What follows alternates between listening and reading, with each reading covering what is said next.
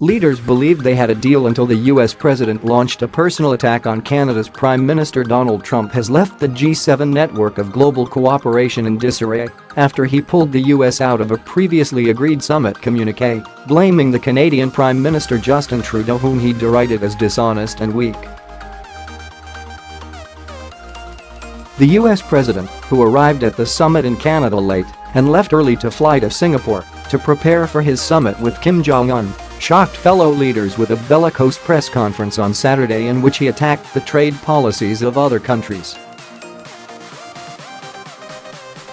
The US had nevertheless appeared to agree a form of words on contentious issues thanks to an all-night negotiating session by officials from all sides.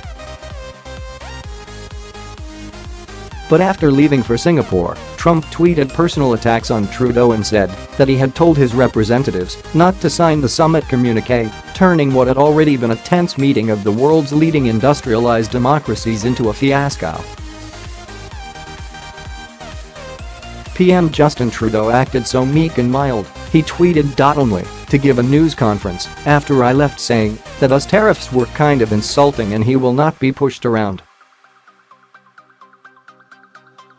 Very dishonest and weak, he claimed, adding in a separate tweet, I have instructed our US reps not to endorse the communique. Journalists traveling on Air Force One to Singapore with Trump had been told that the US had decided to be part of the joint communique, which represented a minimal show of unity amid deep disagreements between Trump and the other 6 leaders over trade. The reporters only discovered when the plane landed on the Greek island of Crete to refuel that the president had changed his mind.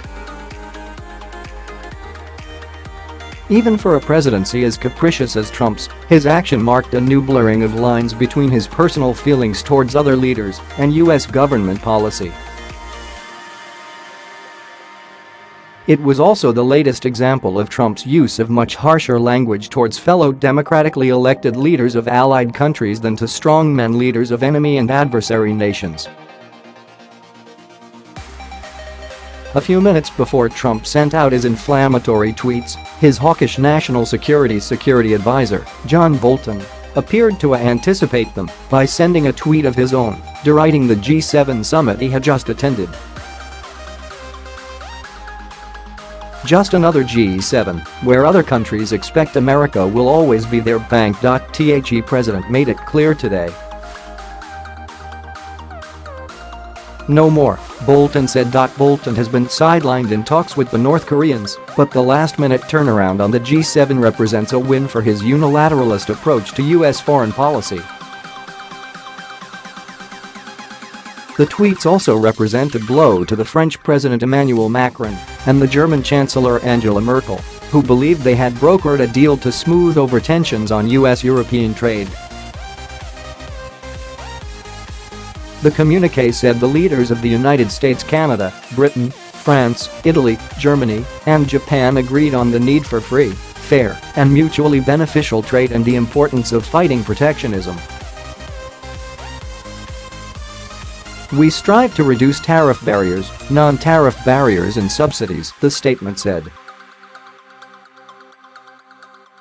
Like last year, the communique made it clear that the US had a different view on climate change and how to fight it from the other 6 leaders, increasingly being referred to informally as the G6. Governments tried to shore up the damage late on Saturday with statements backing the form of words they thought had been agreed. We are focused on everything we accomplished here at the G7 summit, a spokesman for Trudeau tweeted. The Prime Minister said nothing he hasn't said before, both in public and in private conversations with the President. A senior UK government source said it stood by the commitments made in the communique, while a European Union official at the summit said it would stick to the commitments made by all participants. The sensitive trade issue was the subject of Trump's unscheduled press conference on Saturday morning. After slapping tariffs on steel and aluminum imports from Canada, the European Union and Mexico last week, Trump threatened at the summit to cut off trade with countries that treated the United States unfairly. "We're like the piggy bank that everybody is robbing," he told reporters.But Trudeau in the media conference that Trump rejected a U.S. demand for a sunset clause in the North American Trade Agreement, NAFTA, that would allow a member nation to withdraw after 5 years. "There will not be a sunset clause. We cannot sign a trade deal that expires automatically every 5 years," he said. Trudeau said he had told Trump that the talks had been made more complicated by last week's imposition of tariffs on Canadian steel and aluminum, ostensibly for national security reasons.